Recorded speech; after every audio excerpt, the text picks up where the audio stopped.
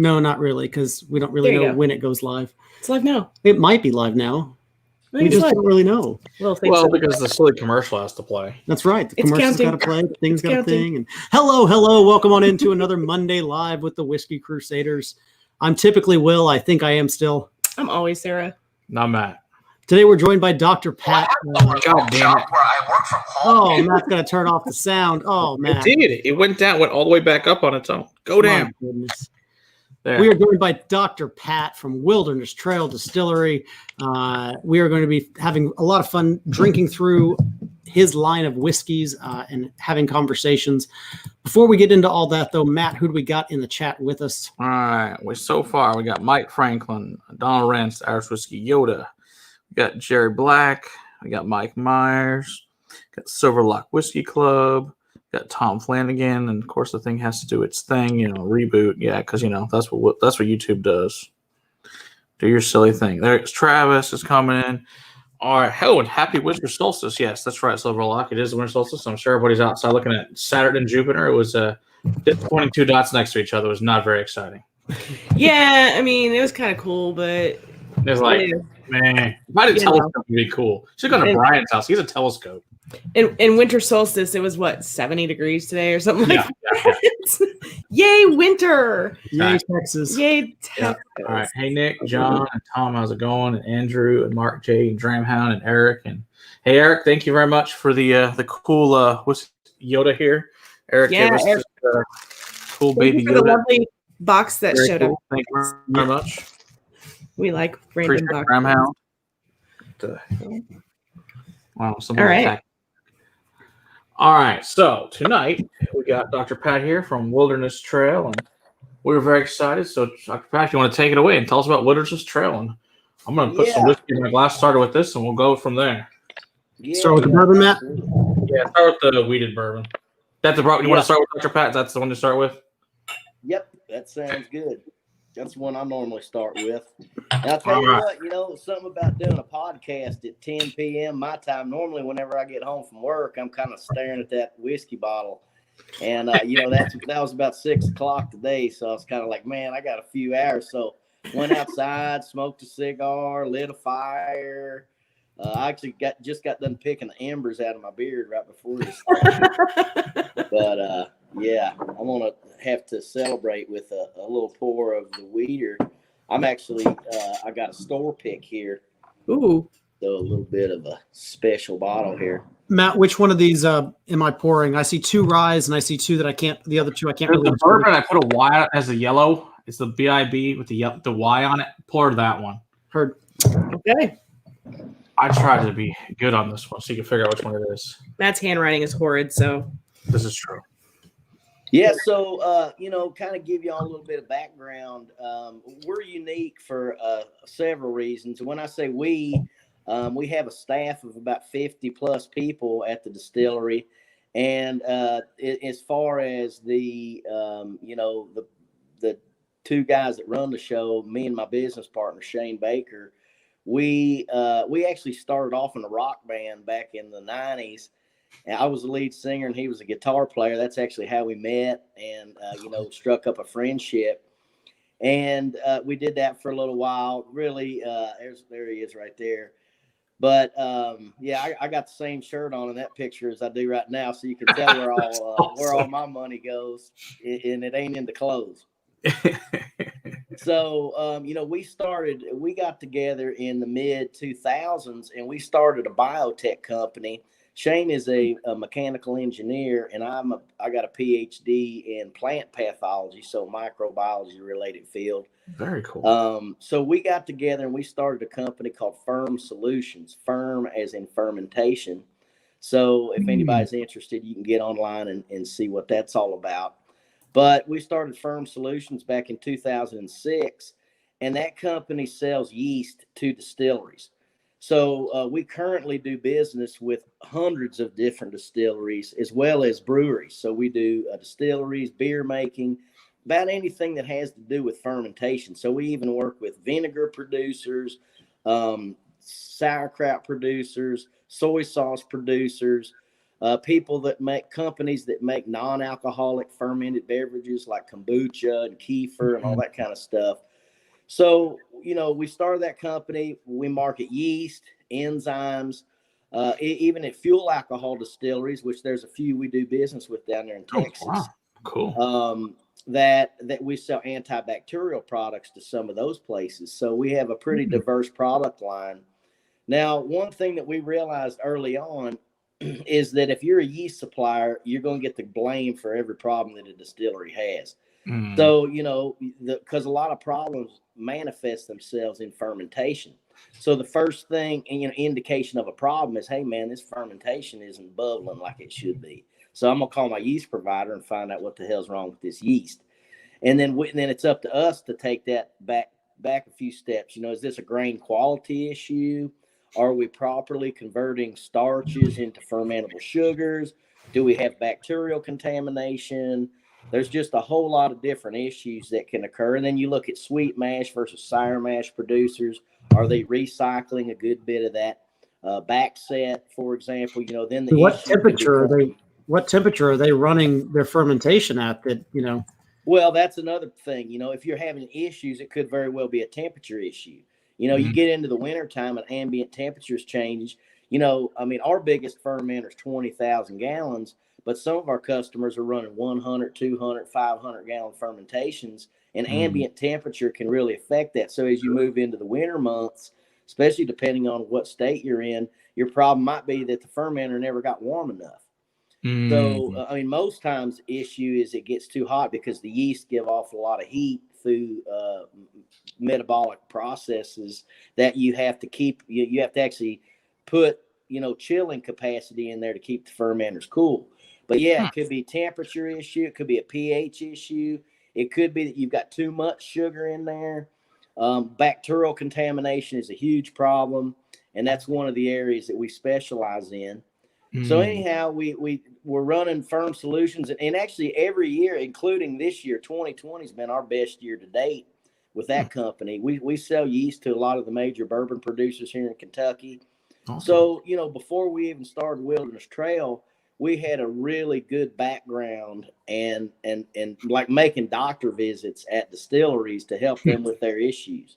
So we had a really good, kind of a backlog of information. What are all the best things that you could do at a distillery from a process standpoint? What are the worst ideas? We definitely don't want to incorporate any of those into our distillery. So about 2012, we came together and we said, we should start a distillery. So Wilderness Trail started off with a 250 gallon pot still, and we were making 1 barrel of bourbon 5 days a week. Fast forward to today, and we have grown to become the 14th largest bourbon producer in the world.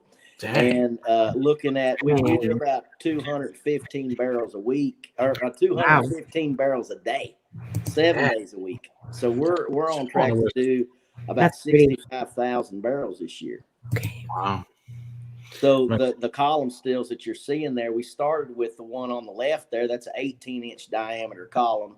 Stands about 43 feet tall. And then the one on the right there, that's a 36-inch diameter column. So each day we get 180 barrels a day off the one on the right, and then we get about 40 barrels a day off the one on the left. Wow. So yeah, needless to say, we ain't messing around no more. No, doesn't sound like it. I'm gonna grab Jason's comment real quick. Yeah. All right, so this is from our buddy Jason, the Mash and Drum. What's up, guys? Good to see Dr. Hat Drops Social Knowledge. Great show tonight. Thank you very much, Jason. Happy holidays. Appreciate it, Jason. Thank you very much. Cheers, Jason. All right. Yeah, Jason, he did one of our first reviews ever back in the day. Oh, awesome. Nice. It's probably where I heard about it then. It's probably from Jason. Hey, Brett, how's it going? Mm-hmm. I remember doing a single barrel bourbon. Is this the same single barrel we're drinking that we did a review on, Matt? Yes. Yeah. I remember enjoying the heck out of this. The Still like it. Swelling, the finish is just really, really lovely. Mm-hmm. It's a nice little hug from the inside. Mm-hmm. And that's about a 4 to a 5.5 year product there. Okay. Doesn't feel too overly proofed. No. That's probably a bottle in bond there, right? Yes. So yeah. Okay. Yeah, the I'm one gonna I'm have to drinking see the here. bottle. That's what it looks All of our like. store picks are. This is actually a store pick, Back up now. and it's set. This is single barrel strength, but Ooh, otherwise that's going to be a nice. single barrel bottle in bond. Awesome. I got another one here from our buddy Graham Young. A very Merry Christmas to all you Whiskey Crusaders. Truly honest informative content. Thanks, Matt, Sarah, Will. Thank you very much. Cheers, 2021. Cheers. Yeah, hopefully it's a better year, Graham. Thank you very much. Fingers crossed. Now, something of interest, if you want to show the front of that bottle, I'll tell you a little secret. All right. It may not be that big of a secret. See the 14E06? I do. So the 14, that tells you when that would have went into the barrel. So E is the month. So A, B, C, D, E. That's the 5th month. So that's May the 6th, 2014. Very cool. Would have when that went into the barrel. So depending on when that was bottled, it's likely a 5+ year product. Okay. That's good to know. Yeah. That's really cool. I got another one from Tom here. So Tom, great show already. My son is a plant science major at Cornell. Nice. Maybe pay me back to college. Tom, that sounds awesome. So great job. That's great. we have a question up here that I just saw. I don't want to lose from Eric. Okay. So how long do you let the mash sit for? So it depends on which system we're running. Now, if we need to, that's kind of one of the tricks of the trade, you know. And as a very new organization, we're not kind of set in stone on, you know, how long we got to let it ferment. I mean, if you ask some of the, you know, the old timers, they might insist, hey, it's got to go 7 days or else it ain't going to work, you know. And some of these old facilities, they're just kind of stuck with the protocols they've been running. Well, we kind of look at things more. I mean, we definitely want to make a good bottle of whiskey, but at the same time, we want to run our operation. I mean, I don't want to have to buy 25 fermenters if I can get the job done with 6. So we can turn a fermenter in as little as 38 hours, which is a very short amount of time. But most, I would say our average is probably 55 to 63 hours. Okay. I'll give a shout out to our buddy Sam, the Spirited by the Whiskey Psalm. Sam's actually the one who put his contact here with Dr. Pat, so appreciate it. If you haven't checked out Sam's channel, please do so. Yeah, his book too. Oh, yeah. It's a great book. Yeah, we had him on talking all about his book. It's a great book. So we got, whoops, where'd it go? I know there's a question about it, what that meant. Where did I see? I think it went away. Oh, there it is. I got it. Jay Armstrong, that one. Yeah, there we go. I got a 15D0320B. What does all that mean? Okay, so starting in, you know, once we started expanding, it wasn't as simple as, you know, on one day we made 1 barrel.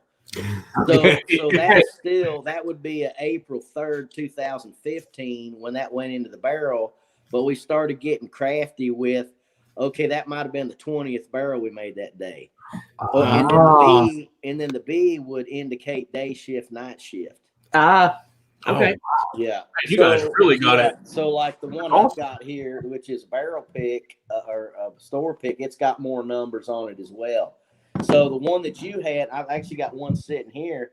This is a 15E02. So that's a very simple, that tells you a very specific date. Okay. So as we made more and more barrels on a daily basis, we had to start coming up with little suffixes to denote that. Nice. There you go. Yeah. And by the way, this is a wheated bourbon. And the thing about our whiskeys, all of them have the mash bill right on the side here. Nice. So 64% corn, 24% wheat, 12% malted barley on this particular our yellow label, which is our wheated bourbon. So all of our whiskeys have, so the black label, for example, same exact mash bill, but it's got 24% rye instead of 24% wheat. So a real nice example of a wheated bourbon versus a rye bourbon. Same recipe, same grain source, same yeast strain, same distillery. So one of the few examples where you can try a rye bourbon and a wheated bourbon with essentially identical mash bills, except for wheat versus rye. Nice. Because you guys have the highest wheated bourbon in Kentucky, is that right? If that's what they're saying, then that's probably true. I know we are kind of higher than most. We definitely have less corn than most of the big producers. You know, we're at 64%. Most of the large producers are over 70. Right. So, you know, just some little difference. We're sweet mash operation. So our mashing process involves all fresh water. We don't use any backset. Most of the Kentucky distilleries are sour mash. So that's something else that sets us apart. Can you describe that for people, what that is, if they just in case they don't know what the difference between sweet mash and sour mash is, exactly how it works? Yeah, sour mash or sweet mash simply is when we make our mash, we use grain, and there's going to be a certain grain recipe to that. You know, either corn, wheat, and rye, or malted barley, or corn, rye, and malted barley in our mash bills. You could do a 4-grain, you could do whatever. But the bottom line with the sweet mash is you're using all fresh water. So we're cooking with all fresh water. We're not adding any recycle from a previous batch. So sour mash, in that case, you're going to use about 20 to 30% of the total amount of water that you use to mash with is going to be thin stillage. And that is all the leftover water and the grain that comes off the bottom of the still. Once you release the alcohol, that's called stillage. And then normally you'll centrifuge some of those solids out. Some of what they call wet cake, and that's the animal feed portion of it. And then the thin portion of that, which is still got a lot of suspended solids in it, that is recycled to the front. And like I said, about 20 to 30% of your total water would be that back set. And there's several reasons why distilleries use that.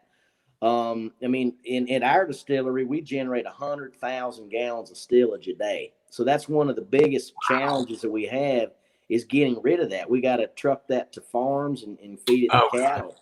So that's every day. We got 100,000 gallons of stillage to worry about. That's about 15 truckloads every day that we have to schedule. And, you know, if it's wintertime and there's no grass out, then farmers are lining up for it. If it's summertime, everybody's happy, cattle are eating grass, then it's harder to get rid of. So, you know, that's one reason why it's favorable to incorporate that back into the process. Now, another thing is that it is hot. It's hot coming off the still. So if you're trying to heat up mash, you can recover a lot of that heat by reusing, you know, 20, 30% of your water. If it's coming in at 213, whatever degrees, you recover that heat. Now, the third and probably most important thing is that backset or thin stillage, which is the recycle they use for sour mash, it's acidic. So it acidifies, it reduces the pH of the mash, and that makes you less susceptible to bacterial contamination. And when people say backset makes your process more consistent, I think that's what they mean, is they have less of an issue with bacterial contamination. Now, our company specializes in controlling bacterial contamination. So we're not really worried that we keep our process clean by keeping the process clean. So we don't depend on that reduced pH to fight off bacteria. Okay. Well, I don't think I've ever had that explained that way. That's awesome. Nope, Now I know what that actually means. That's great. Yeah. I knew like generalities, but now the actual science behind it. That's fantastic. Thanks for explaining that. That's cool. Okay, very That's cool. all we do all day, every day. So, like I said, if anybody's got any questions, now's your chance. Absolutely. Yeah. Those are all the nerd questions. He knows the answers. That's right. Those are the type of nerdy questions I was just about to say that our viewers typically really enjoy. So, Oh yeah. Now we talked a little bit about yeast strains, and if you got that New Orleans bourbon or barrel pick there, on our barrel picks we actually mentioned the yeast strain. So that's Firm Pro 1. That is that was one of our, actually all of the bourbon we made the first year we produced was made with FP1, is what we call that strain. So actually the pick that I got here is also FP1 or Firm Pro 1. And the thing about us is we offer about 9 different distiller strains to distilleries, and we'll denote that on the side of a bottle if it's a barrel pick. And you can go to our website, Firm Solutions website, if you're starting a distillery, and if you want to get any of the yeast strains that we use to make our whiskeys, they're readily available. We don't have any problem marketing, and it actually making the whiskey kind of showcases it. You know, we got customers, well, what kind of whiskey is that going to make? It's like, I don't know. You tell me. Right? A real taste of it there. None of our competitors have that advantage, so that really helps us out a lot. That's cool. Now, do you guys use all 9 for your own products, or just depending what you send out to other people? Yeah, we go back and forth with our different strains. Nice. So, I mean, really, if you look at all the different types of distilled spirits, and we sell yeast to rum producers, and there's rum producers that are using cane sugar, granulate sugar, molasses. Some the producers use beet sugar. There's dextrose. There's high fructose corn syrup. There's a lot of different. I mean, then we got tequila producers fermenting agave. We've got vodka producers that can make anything. I mean, we got vodka producers that are making vodka out of expired bakery goods, out of marshmallow bunnies, out of starch that comes out of a potato chip factory. I mean, you can make vodka out of anything, but whenever you're looking at fermenting any particular feedstock, you got to consider, okay, if it's starch based, then you're going to have to enzymatically break that starch down into its sugar components. If it's already sugar, then you got sucrose, fructose, glucose. I mean, we've got customers that make vodka out of whey. Like, they're making yogurt and they got whey coming off there, which is lactose. Lactose is a disaccharide composed of a glucose connected to a galactose. Wow. So we break that apart and we can ferment the glucose. So just depending on what you're fermenting, there's different strategies for it. And there's different yeast strains, and there's different enzymes, and there's different maybe nutrient. If you're fermenting sugar, for example, you have to add a complex nutrient or else you're shit out of luck. So a lot of different strategies. And so that's just kind of what we do on a day-to-day basis my business partner and I, we on a day-to-day basis, it's nothing for us to hear from 50 different distilleries, different problems. I mean, we probably hear more problems in one day than a master distiller who spends their whole career somewhere, for 2 decades. They may not experience half the problems that we would encounter in one day throughout their whole career. Yeah. So, once you get familiar with all these different things, it kind of just, and that's all we do. Now, you ask me a question outside of this, I don't know shit, because all I do is spend time talking about fermentation and distillation and that kind of stuff. So, if something goes wrong with my car, I'm not going to be the one fixing it for sure. That's right. You can always trade whiskey to fix the car. It's all good. There you go.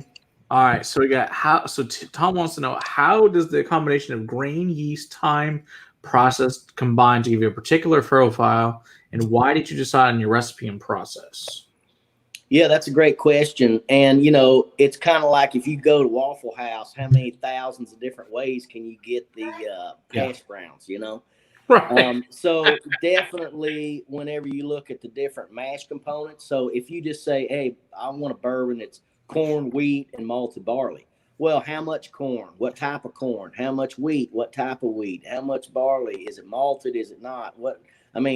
There's all these different things, and all those factors influence. Not only the cost. If I want to say, hey, I'm going to make my bourbon out of bloody butcher corn, that might cost me $50 a bushel, whereas I can get number 2 yellow dent corn for $3 a bushel.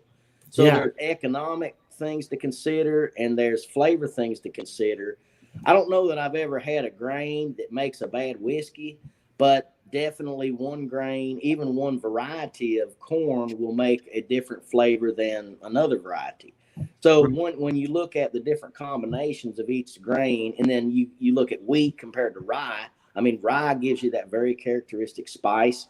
So the more rye you got in your recipe, the more that spice you're going to, is it a 95% rye whiskey, or like ours is a 56% rye, 33% corn. So most ryes on the shelf are 95% rye, 5% malted barley. So we've got a good bit of corn. We've got quite a bit less rye, and a lot more malted barley than you normally see in a rye whiskey. So those things all play together to make the flavor profile. Now, how you grind those, what's your particle size, how you cook those, what temperature you're cooking at, how long you cooking it for, how long does it take you to cool it down, what temperature do you start your fermentation at, what yeast strain are you going to use, How long is that going to ferment? And then the method of distillation, is it pot still? Is it column still? And then either one of those, what proof am I coming off the still at? Is it a single pass? Is it you got a doubler involved? You got a thumper involved? So, we look at our distillation where, when we started our operation, we were a pot still. Now we run 2 column stills.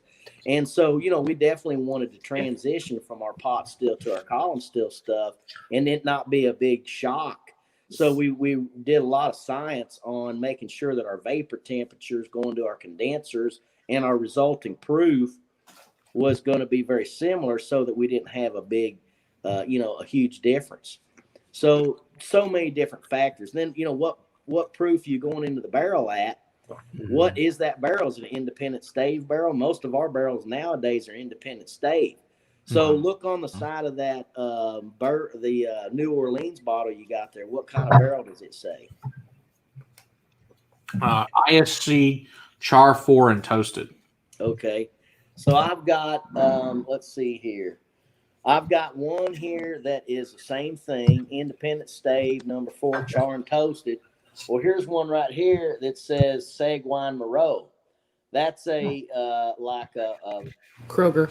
More out of that's Kroger pick, but the barrel is a Seguin barrel. That's a company that makes barrels. So whenever we first started our distillery, we didn't have any pull with the barrel companies. We're like, hey, we need 10 barrels. They're like, oh yeah, get in line, dude.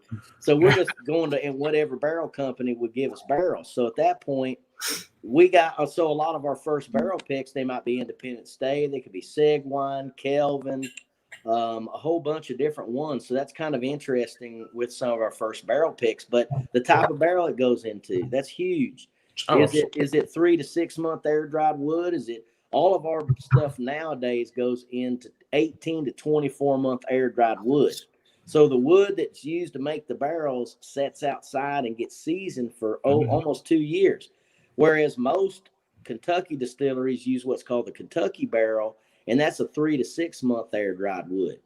So, you mentioned the TED Talk earlier that I gave out in Reno earlier in the year. And, there's a lot, if anybody's got 10 or 11 minutes of time to spare, that's a really good synopsis of all the different things that are going on with the barrels. And it also kind of relates to climate and how climate change could potentially influence bourbon.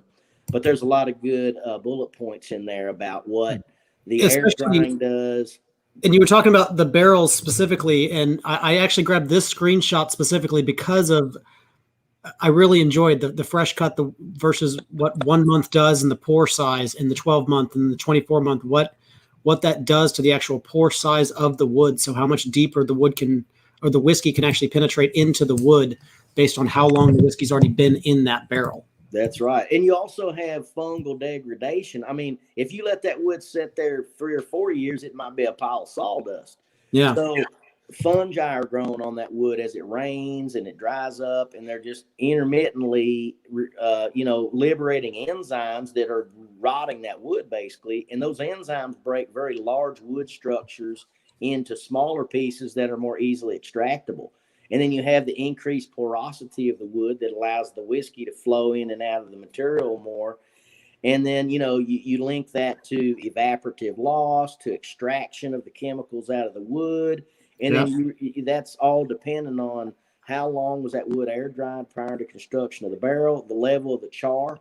We do number 4 char on ours. Most other bourbon producers in Kentucky anyway use a number 3 char.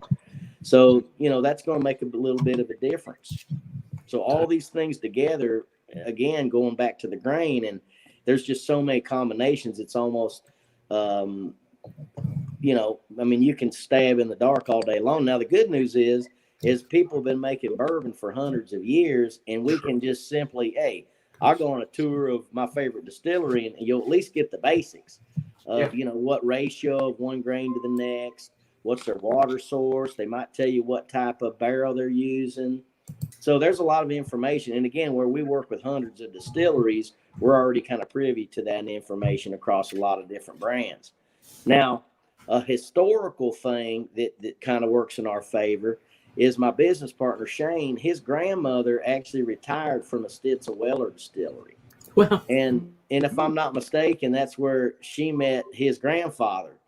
And if it wasn't for Stitzel Weller, my business partner wouldn't even been born. We would have never started the band, and maybe we wouldn't have a distillery now.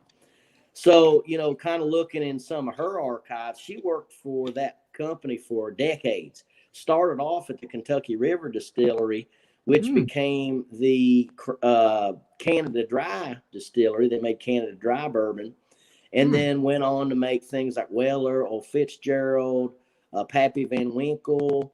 And so we have a lot of those archives of what were the mash bills that they were using back in the 50s and the 60s. And that's really where we kind of got the, we like wheated bourbons. They grow wheat really well here in Kentucky. So we always knew we wanted to showcase local grains. So, we started with the recipes that, were in his grandmother's archives. Everybody knows the value and the awesomeness of old Stitzel Weller whiskeys. So, when you look at how did we formulate our mash bills, it's a little bit of history, a little bit of family connection, and then a lot of what did we do for other distilleries and which bourbons are our favorites. That's very cool. That's awesome. All right. We have a question here from Travis. All right. Travis wants to know, how do you differentiate yeast strains? Oh, sorry. How do different yeast strains differentiate, affect each step of the process? Well, for distilling, you want a yeast strain that's going to finish off all the sugar. Because any sugar left behind is just money. That's grain that you paid for. It's just going out with the cattle feed. So first and foremost, when we evaluate yeast strains for utility as a distiller strain, we want something that's going to finish off all the sugar. And then you look at different gravities. Am I fermenting to achieve a 6.5% ABV? Am I striving to hit an 8.5 ABV, alcohol by volume? Or a 10% alcohol by volume? And depending on what kind of still you're running, our fuel alcohol customers, they're hitting 18% alcohol by volume. So with distilling strains, first and foremost, you want something that's going to finish all the sugar. Then you look at things like flavor. If it doesn't finish off all the sugar, it doesn't matter if it makes a great flavor product. You need to be switching to a different strain. Now, if you look at beer production, you might want a yeast that leaves behind a little bit of sugar because you're drinking the end product of fermentation. So you might want a beer that has a little bit of sweetness to it. If I'm making champagne, I want that to be very dry. So I want a yeast that's going to finish off all the sugar. If I'm making a Pilsner beer that's going to be very clear, I want a yeast that's going to settle out. If you're making bourbon, it doesn't matter because you're fermenting with the grains in there. So there's really no opportunity for it to settle out. Whereas if you're fermenting a wort for making beer, you've already loudered out, or you've already separated out all those chunks of grains. So in that situation, beer producers, they, depending on what kind of beer they're making, they might want a yeast that settles out to the bottom. That way they can recapture it and reuse it. So a lot of different strategies for why you want one particular yeast versus another. And then it gets into ester production. Is a yeast capable of handling higher temperatures? So a lot of the yeast strains that we market, they not only make a great product, but you can ferment at a higher temperature. So you have energy savings. So a lot of different factors that go into yeast. Obviously we want to make a great bottle of booze, but we also have business things to consider. How much energy is it going to take to run this place? Sure. If I got to keep my fermenter at 75, that's going to be harder to do in the hot Texas heat than if I'm allowed to keep it at 94. And the same goes for here in Kentucky in the summertime. So a lot of different factors, All right. All things I've never thought about. This is fantastic. Matt, before we get too far into this, what's the second bourbon that I have here? Is that the rye mash? That's the rye mash. I put the B on it for the black label. Okay, I wanted to make sure before I finished off my yellow, I wanted to make sure before so that I could actually do an AB. Okay, sounds like a plan. All right, we got a question here from Tom. It says, are you familiar with Heirloom Wheat Whiskey, a very small distiller in Colorado called Dry Land making it now? I never heard of them. You ever heard of them? Yeah, I've heard of that distillery. Right. Anytime we hear the term heirloom, you're thinking about more like old school grains. Like, now that we've got all these varieties that, some varieties will withstand higher humidities. Some grain varieties withstand plant pathogens. So there's a lot, some of them you can put the plants closer together so you'll get more of a yield per acre. So back in the old days, when we think of heirloom, like you think of heirloom tomatoes, you're talking about the old striped ones and the purple ones, and you just don't get there might be worth more per tomato, but you can't grow as many per acre. So a lot of the newer strains or the newer varieties of grains are grown because they do better in a certain climate. And the heirloom varieties are what would have been grown decades or centuries ago. So it might be what the grains of today were derived from. But when we say heirloom grains, we're talking about some old school variety, basically. Like Bloody Butcher corn is a good example of an heirloom Good corn. stuff, too. So when you say heirloom wheat, it just begs the question, okay, that's some kind of old school variety, but it doesn't really give us any more information. Which one? Yeah. Yeah. Okay, that's cool. Yeah, I know like Bloody Butcher and like Oaxacan, and that's all courtesy of Robert at Ironroot teaching us all about corn varietals. Yeah. It's very. It made me nerd out on varietals. I go to distilleries and I'm like, what varietals? Like, why do you want to know that? I'm like, because I'm a nerd and I want to know what kind of grains you're using exactly. They're like, okay, no one ever asked these questions. You're weird. Well, I'm like, no, I want to know. If you're buying grain on the open market, if you're buying number 2 yellow dent corn, it might be coming from multiple states, be multiple varieties. And so anytime a distillery, like we buy our grains all locally here, and our farmer keeps the variety separate. So we focus in on a couple different varieties, and that way we're able to keep our stuff ultra consistent from year to year, because we're not only using the same amount of corn, we're using the same variety from the same farm. That's awesome. So it makes a big difference. Absolutely. Yeah. I think it's great you guys go down to the farm level of which grain is coming from which place. I think it's just fantastic. All right, so another question here from Adriana is there any thought into genomic profiling of yeast strains for specific metabolic pathways to gear towards specific flavors? Yeah, absolutely. I mean, we look at certain genetic markers. Now, I would say it's more on an R&D basis at this level. Okay. Because there's so many different factors to consider. But there are like precursors to esters, and we can look at, is that upregulated or downregulated in any given yeast strain? I mean, we do molecular biology in our lab as well.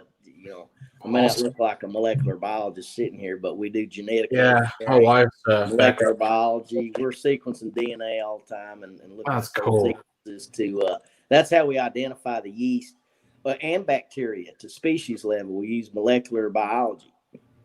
So we definitely look at those things, and we research those things. I can't give you an example right off the top of my head right now how that has ever been useful to us yet, but it's just one of the many ways we try to look at things more in depth to try to understand it. Over time, we'll figure it out. That's very cool. Yeah, I'm sure my wife would love. My wife's a microbiologist, but she's also the head of infection prevention at her hospital. She would love to hear this. Adrian wants to know hiring microbiologists, molecular biologists. Heck yeah. We're always hiring. Bring it on. Send over a resume. Yep. I like the rye mash bill quite a bit. I do too. It's really good. Yeah, I was telling them before we got on here, I had a guy bring back this one the first time in Kentucky. I said, bring me back that Wilderness Trail. I heard really good things. This is really good. And then I'm like, he calls me and goes back to the next year. He's like, they got a rye mash bill bourbon. He's like, yes, bring them back. And they're like, I don't know if I'm going to get them. I was like, I don't care if you get them, but I want them. So then I opened up when they got back. They're like, damn it, I should have got those. I'm like, these are really freaking good. I'm like, I told you they would be. Yeah, one of them things. Thrilled. So our high rye bourbon, it most often is sold as a small batch. Okay. So if it says batch number on the front of the barrel versus barrel number. Yes. DO2. That's the second batch we ever did. So Oh, we wow. had DO1 and DO2, and then it kind of went to more of a numerical system.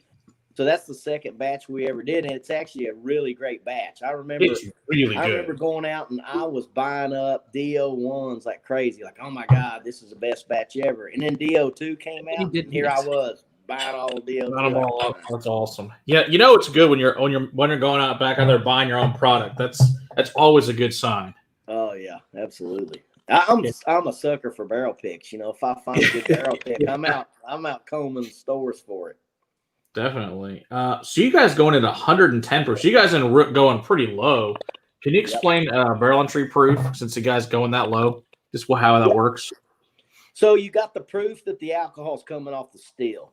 Now, when we're pot distilling, just the way our pot ran, we were coming off at closer to 144 proof. The law is with bourbon, it can't be distilled over 160 proof. So you've got that requirement you got to meet for bourbon. Coming off our pot still, we were deflamming, which is the unit that controls the temperature of the vapor going to the condenser.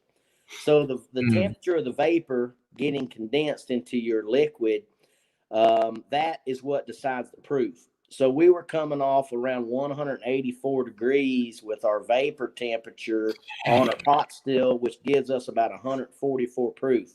Okay. Now, bourbon by law can't go into the barrel any higher than 125. So you're going to have to dilute down the distillate in almost every case coming off the still. So our column stills, the way they run, we are coming off our doubler at about 186 to 187 degrees. So just slightly higher temperature than we were our pot still. And that gets condensed into a high wine that is closer to 136 to 137 proof. So that distillate gets diluted down. We go into the barrel at 110. Like I said, the highest allowable by law is 125. And if you're, trying to save money and want to use less barrels, you can put more whiskey in less barrels by going in at the highest proof allowable by law. But back to the science of things, what are we trying to do here is make the best damn whiskey in the world. That's what our goal is. And so not only the proof is it coming off the still, but the proof going into the barrel. So the amount of water that it has, if you look at what type of chemicals you're trying to extract out of that wood, there are some things that are alcohol soluble and some are more water soluble. So having the right combination of alcohol and water is going to be important for getting the proper extraction. Now, the other thing is we kind of knew that the first whiskey that we were ever going to put out was going to be bottled in bond, because that tells everybody, hey, this is at least 4 years old. It was made by this distillery. So it was very important for us to have a bottled in bond. Well, if we went into the barrel at 125 and it was coming out at 132, we'd have had to put a hell of a lot of water in it to get it down to 100. So, and that's aside from the benefits of extraction. So we go into the barrel at 110, and that allows us to bottle it. If it's barrel strength, I got a barrel strength right here. I got it working on store pick. This is a place called Justin's House of Bourbon in Lexington, Kentucky. If anybody gets there, it's a great place to get whiskey. But anyway, this one came out at 105 proof. So it actually came out of the barrel at less proof than it went in. So that's a little bit of an anomaly.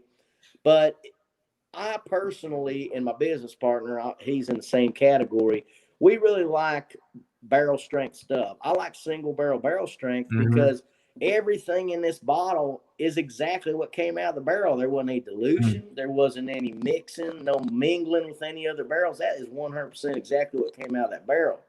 And if it's sitting at 132 or 134 proof, there's a place for that. But I would rather have something that's a little bit lower proof and still be that single barrel strength. So that's kind of another reasoning why going in at that lower proof, it gives you something a little more drinkable. So it's delicious, that's for sure. Yeah, it is. It is. I like it a lot. So going back and forth, I've been between the wheater and the higher rye. The higher rye really does exactly what you think a higher rye should do. It's got a nice black pepper ding that kind of shows up mid palate. It's a little bit spicier. It's a little bit. It's not really a kick in the teeth, but it definitely feels a little bit heavier and heftier. I like it a little bit more. The high rye. I like the higher rye version more than the high wheat. Yeah. I'm actually vice versa Yeah. on that because I like the little extra bit sweetness, just the wheat sweet. I like that though. Yeah. And I also get more of that Kentucky hug with the bourbon. With the higher wheat. The higher wheat bourbon, sorry, than the higher rye. They're the same. Those bottle and bond, those are both 100 proof that you're trying to. Yes. I believe so, yeah. Yes. Yeah. So we got, same proof. I just get more. I like that feeling, that feeling that you're drinking a really high proof bourbon. I love high proof bourbons, and this wheater, you get more of that swell. It gives me more of that swell. Interesting.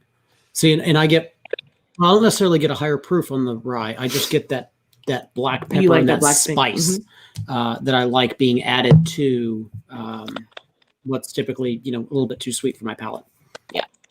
I like them and that both. wheater's a single barrel as well, and whereas the high rye is a small batch. So that's really the only difference. Yeah, there you go. That's not mine. Mine's a single barrel store. They didn't have one. They didn't offer me one when they called me. Well, I didn't know that existed. I'm like, oh, if I'd known that, I told them to get me that too. You probably have a little bit more access to such things, especially like when I said Kroger earlier. That was me being a little bit jealous because they don't sell shit in our stores. You have to go to the liquor store. I didn't even know Kroger did picks. I think that's pretty cool. I thought that was kind of cool too. Like I got a Kroger up the street. Picks. They don't got no liquor. No. Sure. Got no Sure as hell I got no picks. Speaking of that, along those lines, before we move on to our next expressions, what is the availability like? What states are you available in? Well, it'd probably be easier for me to tell you what states we're not available in. Okay. We're in 33 states. I mean, as far as like right around Texas, we're as far west. We're in California, Washington, Nevada, Arizona, Texas. Up in the north, we're in Minnesota, Montana. We're only in the Northeast, as far north as we're in New York and Delaware, Maryland, DC, and then down here in our area like Kentucky, Tennessee, South Carolina, Georgia, Florida. Like I said, it's probably easier for me to tell you where we're not. But, we're in 33 different states now. And a lot of those states, like probably 5 or 6 of those are just now getting their first shipments. So with COVID and everything, where it kind of knocked out a lot of the on-premise sales, some of the big bourbon producers took a big hit because, they're already kind of worldwide. So they're already kind of saturated. Whereas we're still going into states, and there's still a lot of states that want our stuff, but we try to be very strategic about it. First of all, we don't want to go into a state if we're not going to be able to support them properly. Sure. Secondly, we're not really, let's see. Well, I don't know. I kind of forgot what I was getting ready to say, but it was a really good point. I promise you. And I'm assuming since you said in the States, nothing in Canada. I don't believe we have anything in Canada. We are in Great Britain, and we're in Germany, and we're working on Sweden and Denmark, and those are a couple other places that we're looking to go into. We've got a really strong connection with the British Bourbon Society. They actually did the first barrel pick ever of Wilderness Trail. Oh, nice. So if you're not familiar with them, check them out. But, we're big time bourbon lovers over there. And certain groups we try to get our stuff in their hands is, whatever we got to do, just to, satisfy. I mean, first and foremost, we started off as bourbon nerds, so we know what it's like to not be able to get stuff. And just as, kind of stewards of the brotherhood of bourbon, we're trying to kind of, do right by people. We've got Tom Flanagan says he wants to get in Ireland. So yeah, we'd love to be in Ireland. And then we got a question here from Eric. Wants to know, what's the oldest barrel in your warehouse?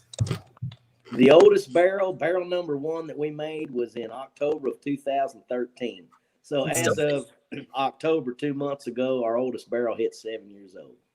Nice. How do you have any idea how long you're going to try and let it sit? Oh, in 10 years, we'll have 10 year, 15 years, we'll have 15 year. I mean, I want to see some Wilderness Trail 12-year-old wheat right on the shelf next to Weller 12. That'd be I mean, 20 years, we'll have a 20 year. We've got a long-term plan for aging, which is a little bit painful, whenever, you got a product that, people want right now, and we don't have enough to meet the demand, but we're, and this is kind of where the luxury that we've had, even looking at our model when we started, we were able to wait a full 4 years before putting out anything. We never sourced anything. We never bought any juice from anybody else. So, we've kind of been able to use the fortunate situation of having Firm Solutions cranking along to help properly fund everything, to where we weren't sitting here, strung out on, not having any cash. So, I mean, we never have had any cash because we spend it all, but at least we've had money to spend to properly capitalize this venture to allow us to, like I said, we've got 6-year-old now.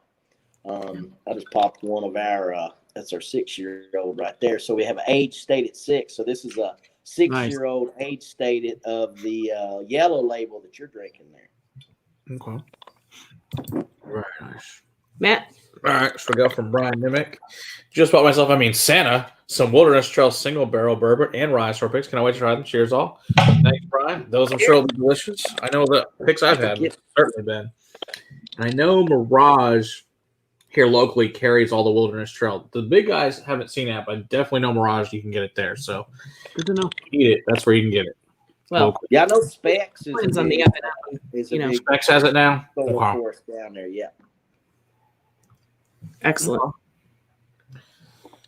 I'm not going to go to Specs if I can go see William. That's right. Yeah, I'll spend my money with the local shop. Yeah. Yeah. I mean, there's a lot to be said for that.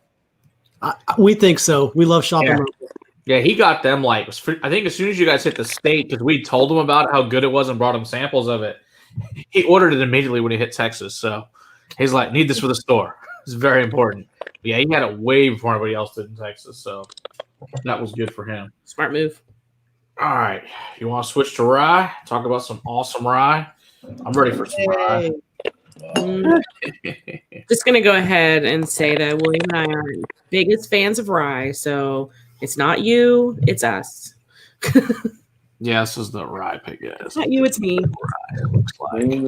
Okay. So what was the bottle number or barrel number on that? This one is 15D17. Okay. So that would be April 17th, 2015 is when that would have went into the barrel. Now, the rye whiskey, all of our rye whiskey is offered single barrel strength. So you were, what's your barrel? What's your 112. Okay. So that likely would have went into the barrel. We've kind of played around a little bit with our barrel strengths on our or our barrel entry proof on our rye whiskey.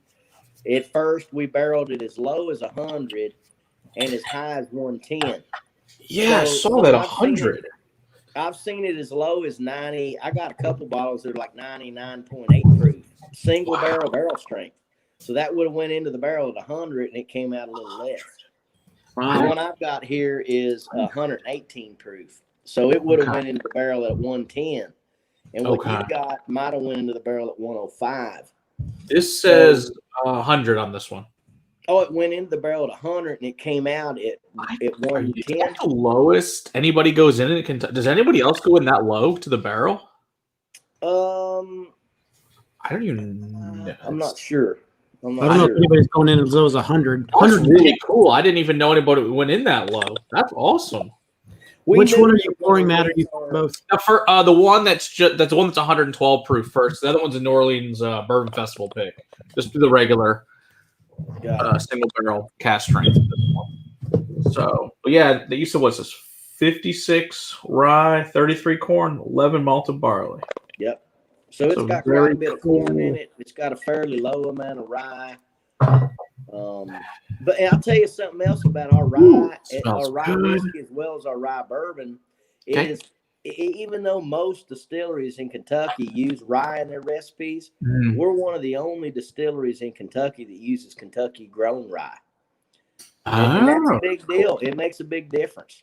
Sure. So, not saying ours is better than anybody else's, but it's definitely a little bit different. I mean, to me, this hits all like the one I'm drinking here, and it's single barrel, so it's going to vary a little bit from barrel to barrel. Sure. But this hits all the boxes for what I like in a rye. I mean, it's got the spiciness, it's got the kind of piney sort of notes to it. The fact that the proof can kind of be all over the place. That's fun, yeah, for sure. This smells amazing. I like a really good spicy rye, and just on the nose alone, that's already telling me it's everything I'm going to want.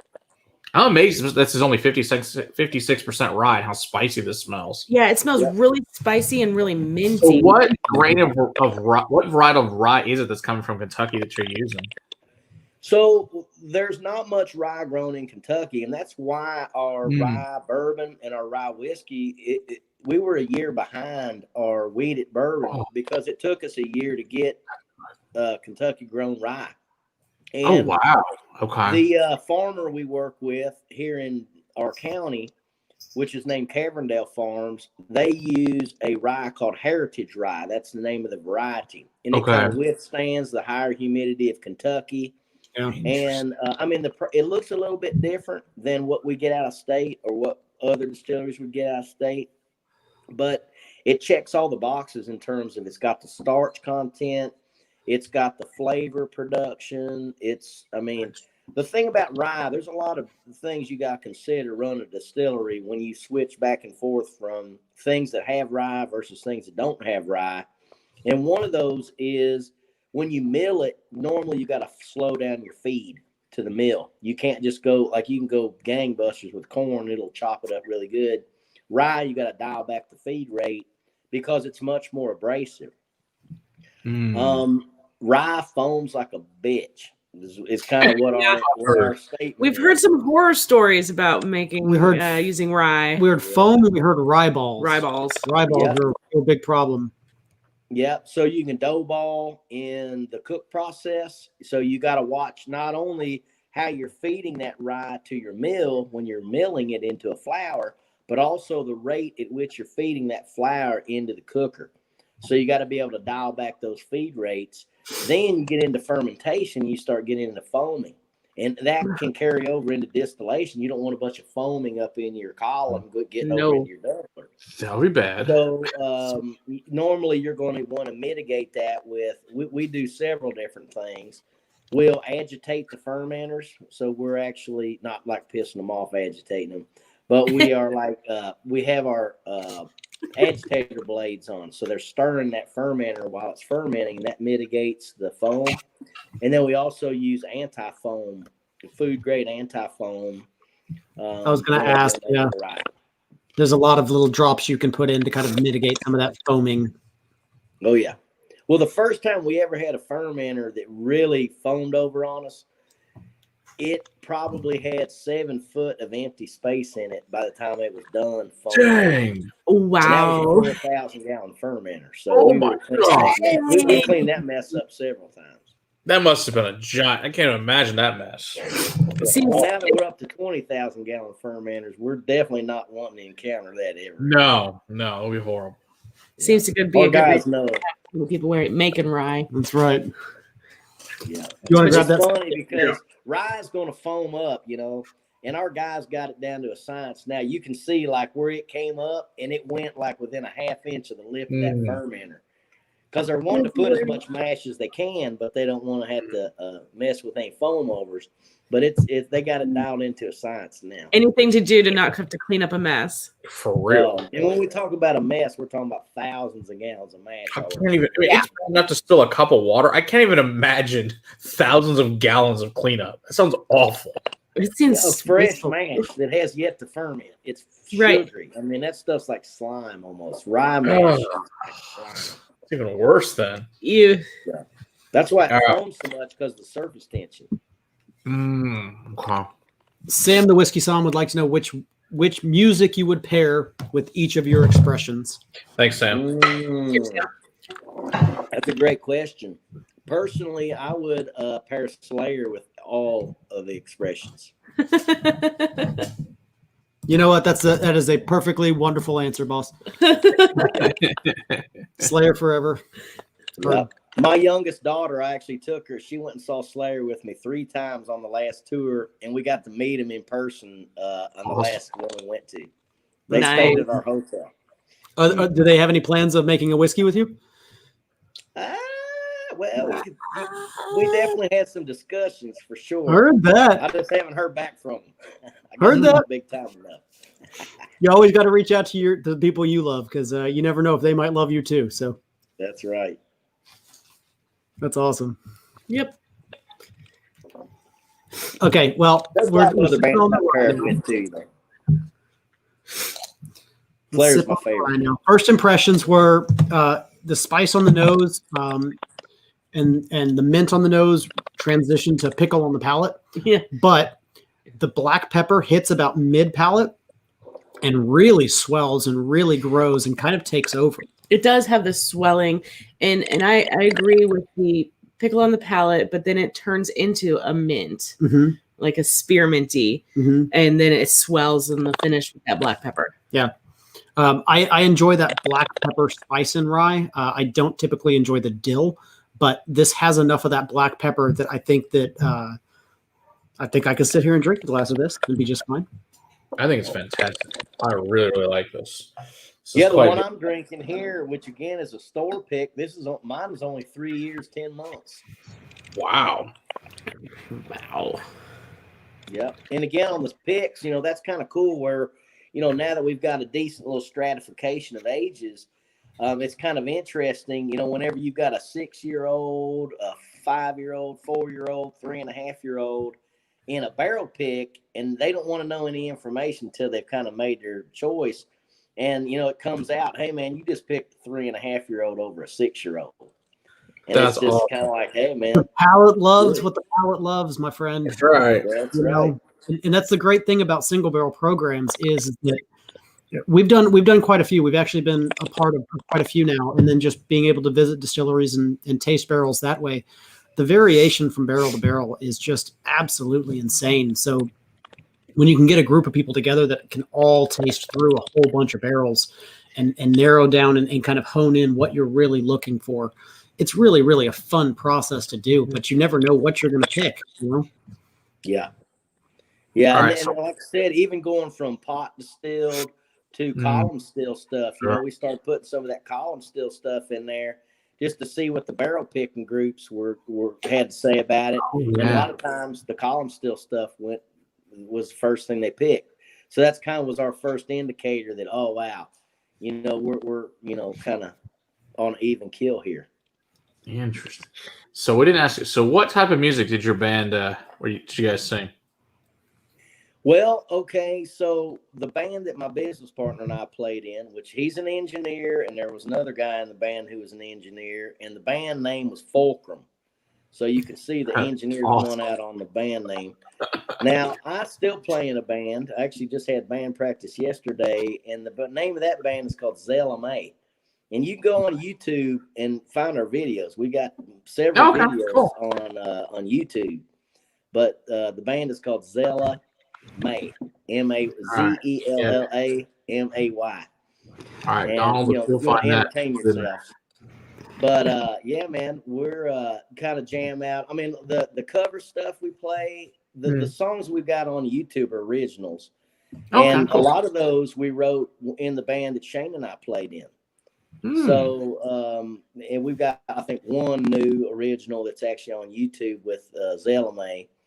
But Shane, I tried to get him to play in the band nowadays, but he's really, really busy with the distillery and stuff. You were saying two engineers and yourself in a band, and my thoughts immediately jumped to Big Bang Theory and that folk series band that they had. Just would have been horrid. Yep. But then your big old beard and your love of Slayer means that you ain't doing that. Yeah. I mean, the cover songs we play are kind of like 90s grunge, sort of like Stone Temple Pilots and that kind of stuff. Like Seether and that kind of thing. But yeah, man, you have to check it out. We actually missed out on some massive band opportunities. So one of the big events we do at Wilderness Trail every year, which takes place the weekend after Labor Day weekend, so y'all check it out. It's called the Kentucky State Barbecue Festival. Okay. The last time we did that, there was 40,000 people that showed up for it. Dang. Nice. And it's a major event that we have at our distillery. We got world-class pit masters. We got music. And so they asked my band to play at the last one, which was the year before. We canceled it this year because of COVID. But the year before that, they asked our band to play, and I was all just totally like, oh, man, this is awesome. And they're like, yeah. I was like, hell yeah, we'll play. And they're like, all right, noon on Sunday. I was like, what? So, yeah, we didn't have the best spot. But this year we got asked to play at it 9:00 p.m. on Friday night. So we must have done a good enough job first year. But, yeah, man, we had all kinds of big plans this year. We even had a potential spot. Fred Minnick, a good buddy of ours, he does the Louder Than Life and those in Louisville. And he was working on getting us a spot. It would have probably been 11 a.m. on Saturday or something on the third stage left there. But Metallica was going to be the main act for both nights. So regardless of when you come on, that still counts as opening for Metallica. Absolutely. Hell yeah. I was really looking forward to checking that bucket item list off. Didn't happen though. Well, hopefully this coming year will. That's awesome. Exactly. Fingers crossed for 2021. Right. Yep. I guess we'll see what happens. Yep. Now I got a question for you all. What do y'all like pairing with your bourbon? Well, besides bacon, which is amazing. Bacon. Barbecue. Bacon all whiskey.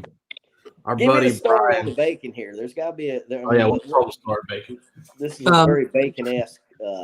So I worked for a long time at a really nice restaurant, and I learned the secret of making great bacon.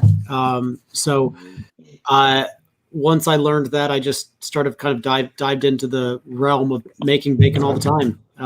And so we figured out that bacon works incredibly well as a palate cleanser, but it also pairs incredibly well with every single whiskey we've tried it with.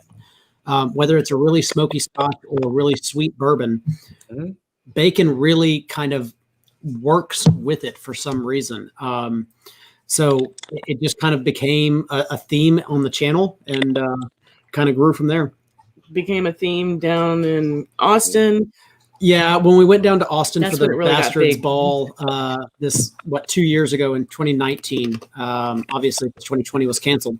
All of 2020 was canceled. But Whole damn year. when we went down to Austin for the Bastards Ball, I brought down, I want to say like 7 to 8 pounds of bacon that I had cooked up, and I had it in my pockets and in little baggies, and I was just constantly handing out Pieces of bacon. pieces of bacon to people. So I just kind of got known as the bacon guy.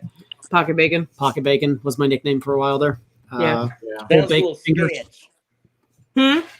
Sounds a little sketch. You got bags of bacon handing. Bags of bacon. Some people travel, their own way. I mean, I guess it could be worse than bags of bacon, but Could be better. Is that a bag of bacon in your pocket, or are you just happy?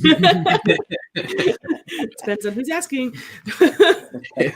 So, okay. In turn, we had a question up here that is, besides your products, what's your favorite bourbon or scotch to drink? Well, I actually came prepared to answer that question tonight because not only do I like promoting Wilderness Trail, I also like promoting other brands that I dearly love, not only for flavor, but also because the people that run the brands. But a couple things that I've been drinking on lately is, if anybody's ever heard of Nashville Barrel? Mm-mm. This is a group out of, you can probably guess what city they're out of.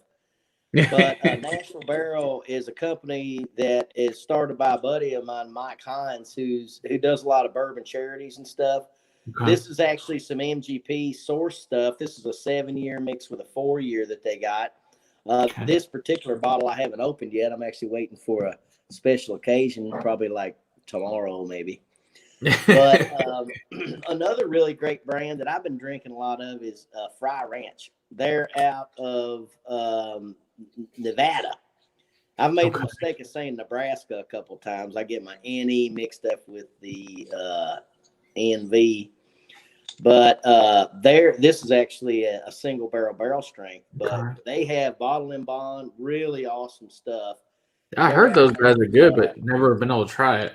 Man, really good stuff. And then, man, another one that I love is right here. I do like that.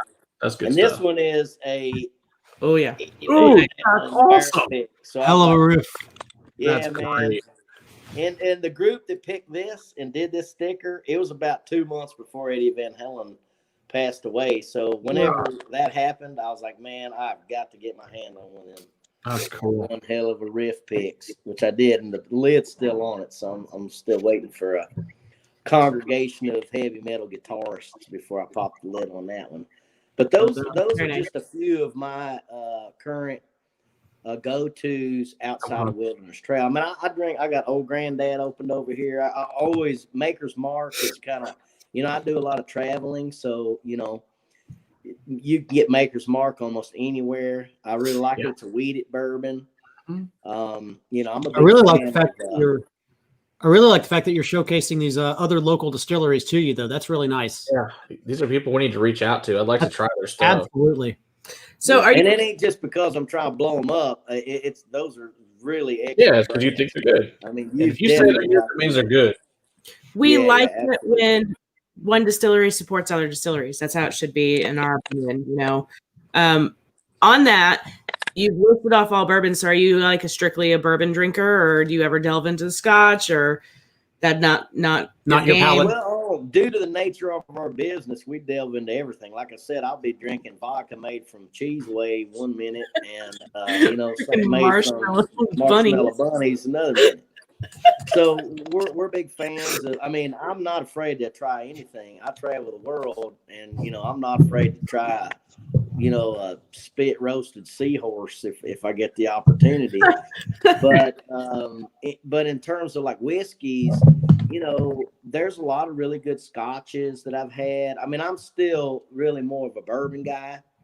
But I really appreciate a lot of the different scotches, peated versus non-peated, and the different smoke levels, and whether it's blended versus single malt, and Irish whiskey versus Scotch whiskey, or there's a lot of different avenues there. So I try a lot of different stuff, but primarily I'm an American whiskey drinker.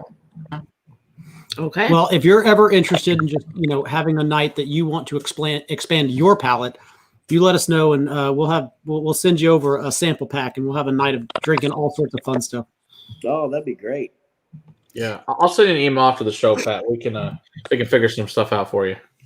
Yeah. So here's a question for you. Ooh, yeah, no kidding. Any experimental finishing or barrel types or mash bills that you have been trying out? Anything that we are looking forward to in the future? Yeah, where we do 3 different mash bills. If you look at bottle and bond, single barrel, barrel strength, there's a lot of ways just you can spin off 3 different mash bills. But we've definitely got we've got some 4-grain that's over 4 years old now. And again, that's pretty rare stuff for us, but we do have it. We definitely have some different experimental barrels with modifications to the surface structure of the inside of the barrels. We actually did a project with Independent Stave where we've got barrels that are coming up on 4 years old, where we modified the outside of the barrel, and to try to our goal was to get more oxygen diffusion inside of the barrel. So a lot of different things going on, and actually most recently, I mean, nowadays those guys have got near infrared technology. So every stave they can run over like a thing. It looks like kind of like a Xerox machine, but it tells them like the chemical composition of that stave. And so it's like, oh, this is a vanilla stave. Oh, wow, this is a cinnamon stave. Ooh. This is a whatever stave. And they just put them in these piles, and you can make a vanilla bomb barrel, a cinnamon barrel, a whatever barrel. So we've got some stuff that we recently filled just in the last several weeks of some custom barrels they put together based on near infrared analysis of the chemical composition. It tells you what esters and everything will come out of it. That's amazing. I love science. Do you guys ever use? Somebody asked, "Am I a real doctor?" He wanted to know if you were a real doctor or more like a Dr. Dre doctor. Yeah. No, I got a PhD, so technically I can be considered a doctor. I don't require that of anyone to call me doctor or anything. And if you get sick, I actually probably can help you because I was a medical microbiology professor at a medical school for 6 years. But I'm not a doctor. I'm not gonna be hammering around on your kneecaps or anything. So we like to ask the important questions. Yep, exactly. We appreciate it when Swami comes in to ask. Thank you, Swami. The really important questions. Important. Absolutely. So in your oak experimentation, have you ever tried barrels made of different types of oak in one barrel? No, we haven't. We do have we're fortunate enough to work with several distilleries that are kind of experiment with other types of oak. Okay. I mean, the rule with bourbon is it must go into a new charred oak vessel. Right. So, there are different options for oak. I mean, the thing about white oak is that it's very dense. It grows plentiful around the areas where they first started making bourbon. So it makes a great taste in whiskey. Yeah, absolutely. So there's a lot of reasons to use white oak, and that's why it's used most extensively. But there's not really a rule about what you have to use. Now, when we traveled with our barrel maker, so Independent Stave, now that we're buying like tens of thousands of barrels, we're lucky enough to go on some of these field trips with them and everything. And we went out into the woods with a master logger, and they were cutting oak trees down, and they cut a red oak down. And the guy was like, "Oh man, this is a piss oak." And I was like, "What are you talking about?" And he scooped up a bunch of the sawdust and stuck it under my nose. And I was like, "God damn, that smells like piss." And, I could see right away why you wouldn't want to use red oak for a barrel. But, there's pin oak, chinkapin, there's all kinds of different oak. Some of our, customers are using pecan and other type of wood that's not oak, which would exclude it from being a bourbon. Right. But, we work with companies in other countries who are using things like mahogany. And, I mean, there's a lot of different things out there that you could, age whiskey in, and it's just very interesting. Yeah, I just want to see if you took a Gariana oak out of the Northwest, then got some of the Vermont oak that Whistle Pig uses, and then some of the stuff that you guys are using, and just see if you took different and some European oak and mixed it all together. Make one barrel out of that. Kind of like Compass has their spice tree. They took different types of wood. I'm like, that was just fascinating. This kind of things to me, just different heads and different oak combinations to see what happens. And what a great whiskey you created. Because I'm just nerdy and want to ask crazy questions like that. It sounds like fun. Yeah. Well, I mean, as scientists, we try to establish a pretty solid baseline before we start messing around too much. So sure. We kind of want to know, what does what we're doing now look like over 6 to 7 years before we start throwing wrenches in it You know, Sure. otherwise we wouldn't be able to clearly evaluate. Right. What's the experiment? You know. Yeah, So that if makes you've only got, you know, if I do one of this, one of that, one, I mean, it's not, you don't have a good enough Valid population of each yeah. of those for it to be a valid experiment. And then if you look at the fact that even if we take the same exact distillate, put it in 10 different barrels, and each of those barrels are going to come out different.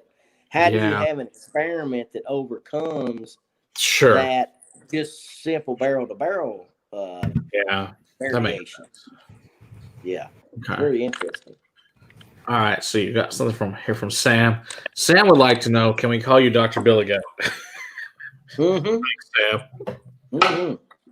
You got nice chops, man. I like them. Oh yeah. Yeah, I tried to get the angle of the camera to pretty much get the full there you go. majesty Oh, of it nothing here. but beard, man. Nothing but beard. Mm-hmm. I didn't even have a beard ever in my life until we did No Shave November, like probably 5 years ago. Oh, wow.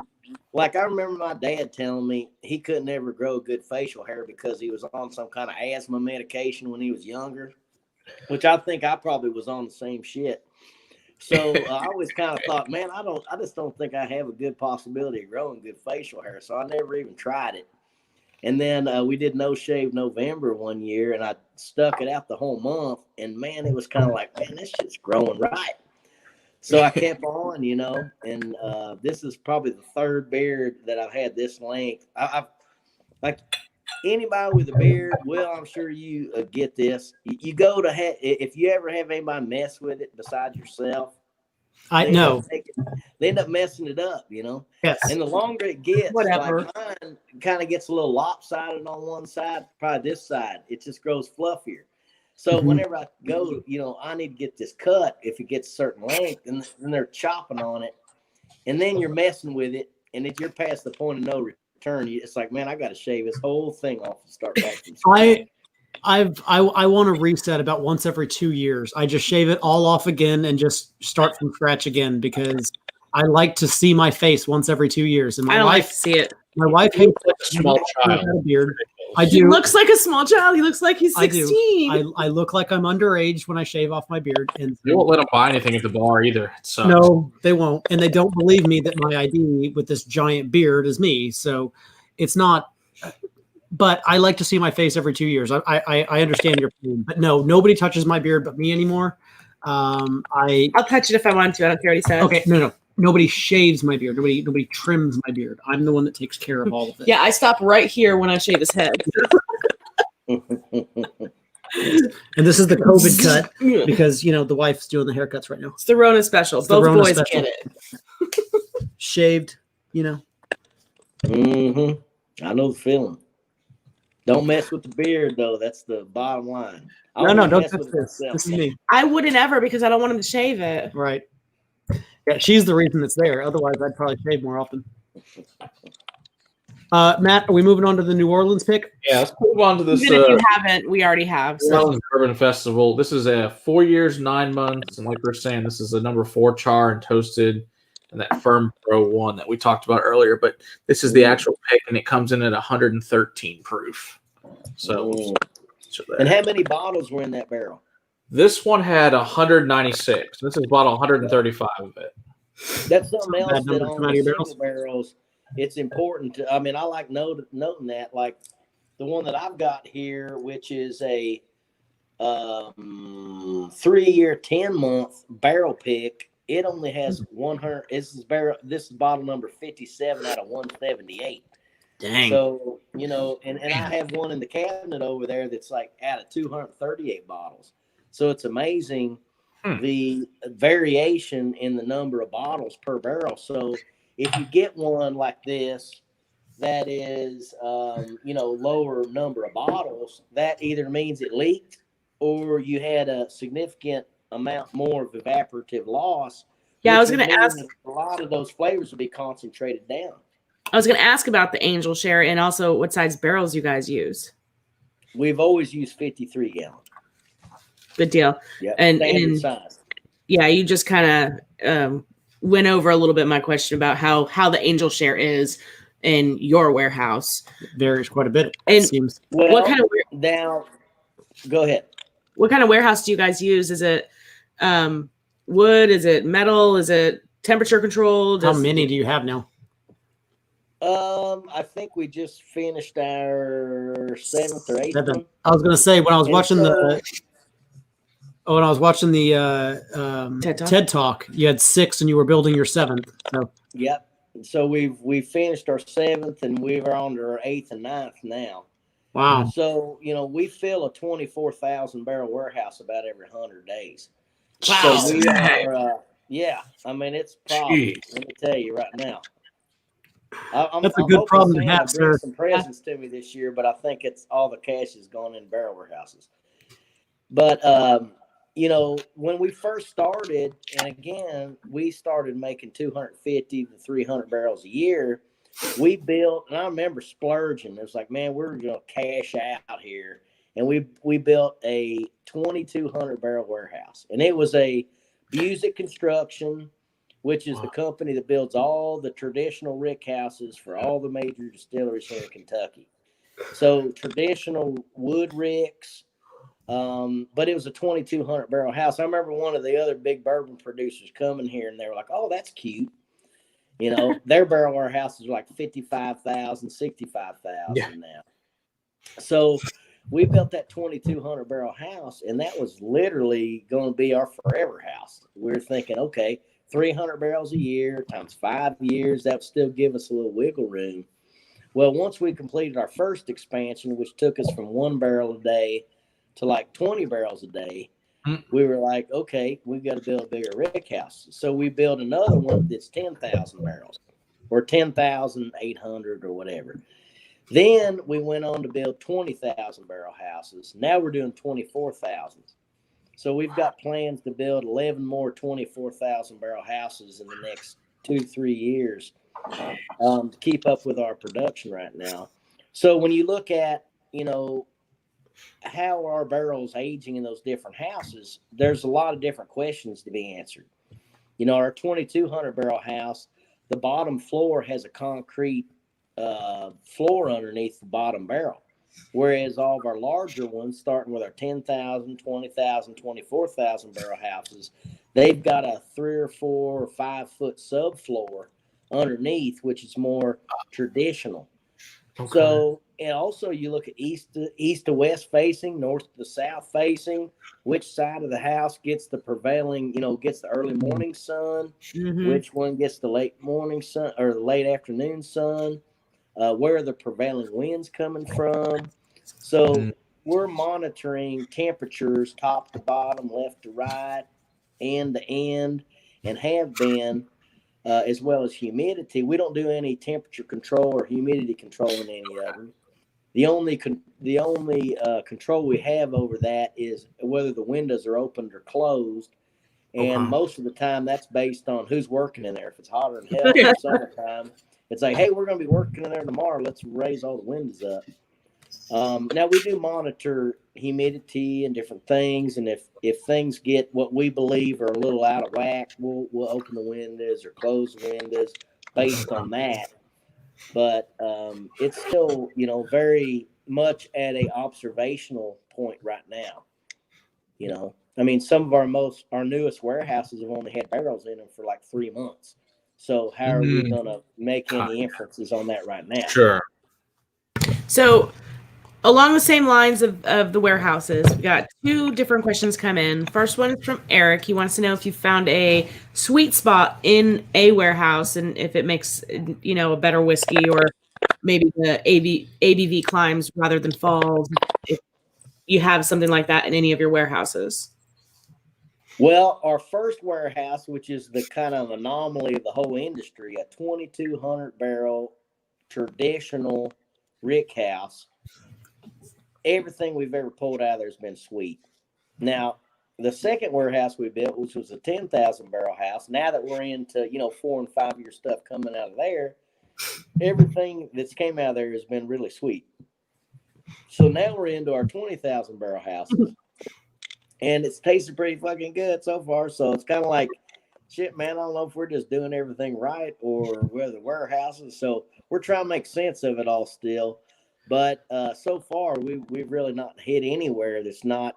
Now, our current warehouses we're building are 6-story. Our first one was a 2-story. Our 10,000 barrel house is a 5-story. Okay. So there are definitely noticeable differences between the temperature of the bottom versus the top. And we definitely see differences in the evaporative loss from the top to the bottom. Okay. But in terms of the quality of the whiskey, there's still a lot of unanswered questions. So we're really kind of, let's gain some more data, some more data points. Still kind of honing in on that. Yeah, I mean, we've got barrels that are sitting next to the window. Barrels right. that get the sunlight on them, those are the ones we see the head sucked in on. So there's like some type of a pressure thing going on there.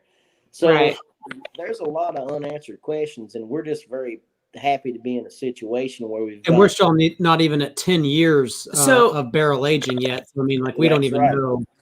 That's so right. On that, do you guys rotate your barrels, or do you just leave them, or? Well, we do rotate barrels. First of all, we do a lot of contract production for other groups that do want that. So we're kind of doing that for some groups. Now, in our own whiskey, where we're stratified across several different warehouses, there's reasons why we would want to move barrels from one warehouse to another, But it's not so much based on some type of science telling us it's the right thing to do. It's more or less managing our barrels. Like, where do we want, we don't want all of our eggs in one basket in one sense. Like, what if a barrel of our house burnt down? We don't want all of our barrels in one warehouse. We don't want any of one of our customers' barrels in one warehouse. So there's reasons of stratifying those across different warehouses for reasons outside of what's going to make the best whiskey. But over time, we're understanding more about what each of these, top floor, bottom floor, 2,200 barrel, 10,000 barrel, 20,000 barrel, 24,000 barrel house, east, north, west, east, west facing. We're really learning. So it's kind of there. Now, all of our barrel warehouses are traditional. So they're traditional rick structures. You've got a subfloor in almost every one of those rick houses. There is about a 2-foot or 1.5-foot spacing in between each row. We don't do any palletized storage. So we are looking at a very traditional rick house structure. So what does the subfloor do for it? Well, there's a lot of airflow. That goes on there. There's actually vents in the exterior of those warehouses in the foundation that allow for air exchange. Nice. So we've noticed in our small warehouse which is the only structure we have that has a concrete floor underneath the bottom row of barrels. And there's a lot of the barrel fungus that grows on that bottom level. So that just kind of tells us, I don't know if that's good or a bad thing, but it's just an observation that we've made that we don't see in our traditional houses that have the subfloor. So, like I said, I really hesitate to draw any concrete conclusions because at this point, as a scientist, they're just observations. Sure. So we're just trying to compile enough of these observations to where we finally will get to the truth of the matter. So are all of your houses on property, or do you have them spread out? No, they're all right here on our property. We've got 100 and when we bought the property we're on now, we bought 13 acres. And then we expanded to 40 acres, and now we're 165 acres. Which I gotta say is pretty. It's a gorgeous, nice looking property there. It is. Looks like a place we need to visit. That's what it looks like. It looks like a place that we need to visit once we can travel. Yeah. Mm-hmm. For sure. What are you picking up on the New Orleans pick? And chat, we're going to be wrapping things up here in just a little bit. If you have any questions that you need to ask Dr. Pat, please go ahead and throw them in so that we can make sure that we get to them before this all ends. Yep, we got about 20 minutes. So I'm going to say I actually enjoy the non-pick better because I get more of the dill on the pick than I do on the non-pick. Spicier. I like spicy. For our And those palate, are both the rye whiskey? Yes. Okay. for our palate, we're not a fan of that dill in the rye whiskey, but we like the other side of it, the minty, the black pepper, the spicy. So that's what I get out of the non-pick versus the. I get Well, more. I'll tell you one thing interesting that I've noticed about groups doing picks is that a lot of times they'll go for something that's not really characteristic of our stuff. You know, I mean, there's been some outrageous, like, kind of outliers that we've thrown into some picks, and they're like, holy shit, man, that's got some funk to it, you know, and they're like, I want the funky, you know. And I mean, that's what picks are all about, is, you know, introducing something a little bit different. So a lot of times the picks, now the pick that I'm drinking out of, it to me is very characteristic of our stuff. So that's just another thing to throw in there, is a lot of times barrel pick groups want to pick something that's not as characteristic of what you can get in a normal. That's what we always say. That's always the same. We were gonna. I was gonna say. Yeah. Well, we show up When we come see you, we're gonna ask you where's your funkiest barrels? We want to taste them. We want to taste the weird stuff. We want to taste like the stuff tasting that the went weird off stuff. into left field. And where's the weird shit? Show us that. That's what I want to see. Well, we'll take you straight to it. So Perfect. here's a question from Donald. Have you ever considered doing a Canadian style 4-grain blend? From what I've heard this evening, I think you guys would knock out of the park. That's big praise from Mr. Donald. Yep. Well, just the fact of the matter is, as scientists, and as owners of our own business, I mean, we don't have anybody telling us what to do. So that's a good thing about having your own distillery. You do whatever the hell you want. That makes sense. But we do anything that makes business sense. So, you know, that makes business sense. So, you know, as we go along and we do different things, I mean, we do things that make sense and things that bourbon drinkers want to do and whiskey drinkers want to do. So, you know, it doesn't take much more than a suggestion sometimes to get us, you know, of course we would do that, you know, at least a small amount of it, just see what it would bring. And the other thing is where we have the advantage of having so many different, you know, customers of ours who run other distilleries. We have, you know, a lot of a big pool of people who would be happy to do that kind of stuff with us. So over the years, I see us really getting diverse on about any angle that you could possibly think of for creating a different type of a whiskey. Excellent. Yeah. It's a good question. Is there a rivalry with you and Dr. Livermore at all? Me and Don Livermore have been friends for probably at least 15 years. That's awesome. And I mean, you know, we first met probably more in the fuel alcohol space. Okay. But I've been to their distillery. He showed me around up there. I mean, we're good friends. I mean, we're basically fellow scientists. I mean, I appreciate everything they do up there and the level of detail that he puts into, you know, blending and all these different things. I mean, he's a world-renowned expert in all that. No doubt. Before I ever even had a distillery, he was already an expert in all that. So I've got a tremendous amount of respect for what he does. And, you know, just it's basically where it's at. Sam wants to know if there's any sherry casks, Mizunara, and when is the weeded 6-year getting to California? Well, a bottle of weeded 6-year might get to Sam quicker than anybody. You just never know.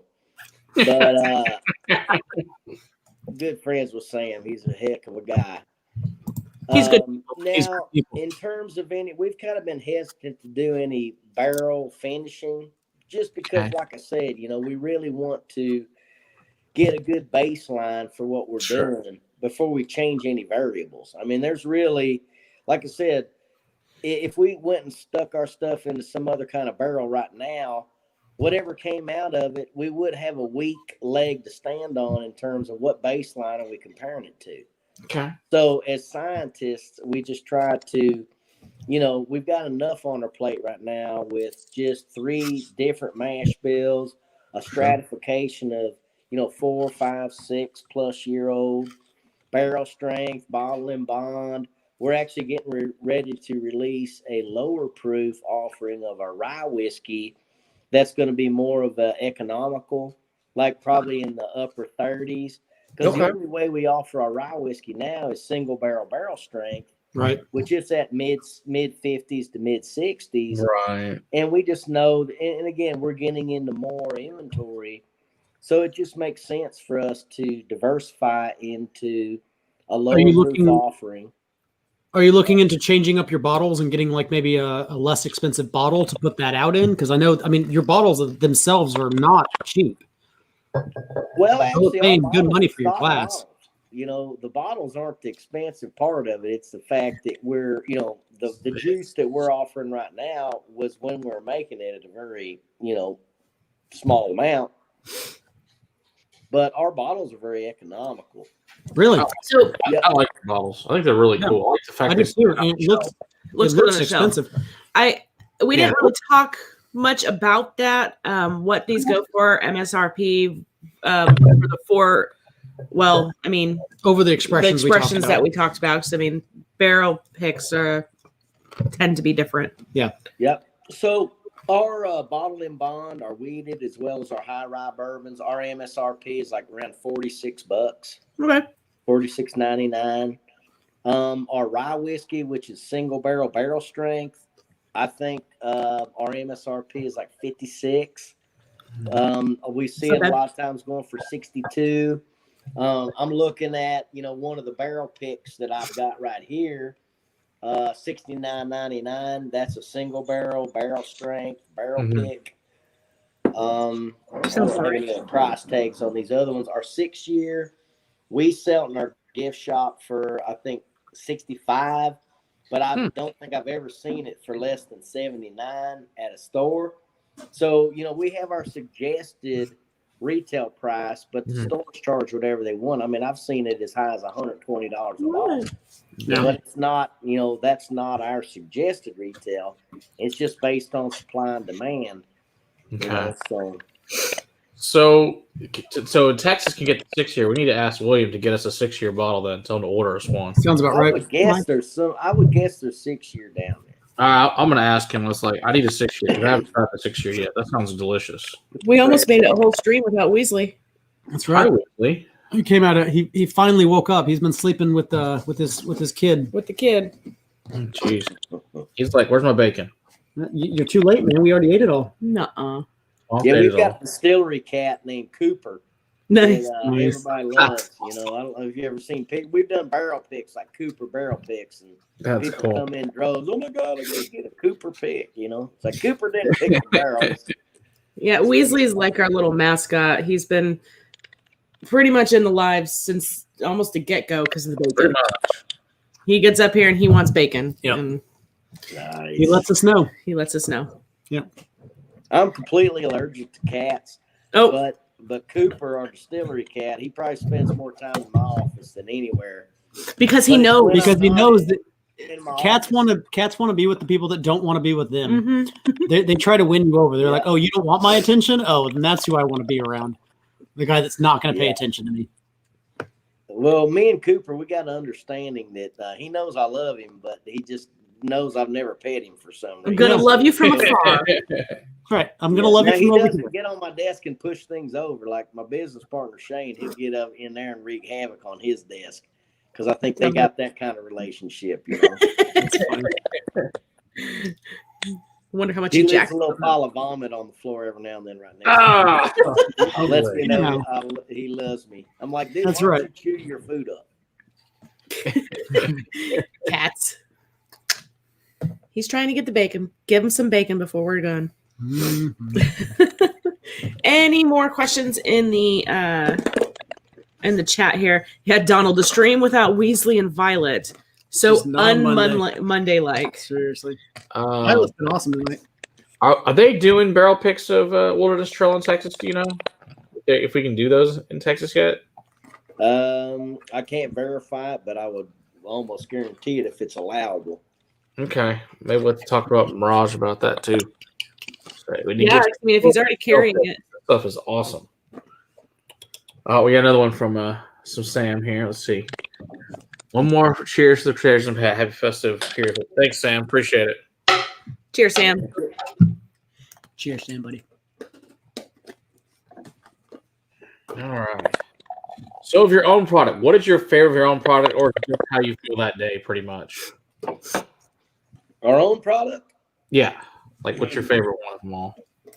Well, I mean, the first thing we ever came out with was our weeded bourbon. So I've definitely got, a soft spot in my heart for that one.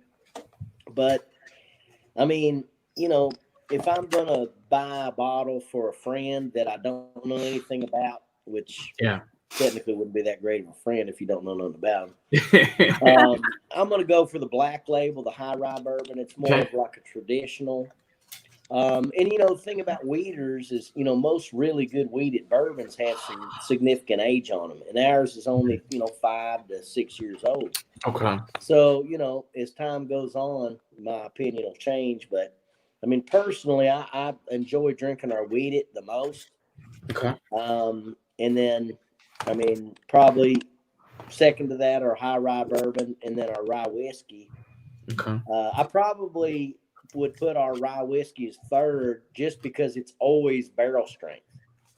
Okay. On a day-to-day basis, if you're just going barrel strength all the way, Valid point. and it can be 96 proof, or it can be 123 proof. Sure. So you got a pretty mixed, much a mixed bag of what you could be getting. Definitely. That's probably my in order. The weeder, the high rye bourbon, and then the rye whiskey would be mine. Makes sense. Yeah, this one's been loved quite a bit, as you can see. Oh yeah. The other ones haven't got. This one I've loved many times. It's quite good. I do really love this whiskey. And that's just a straight up bottle in bond, right?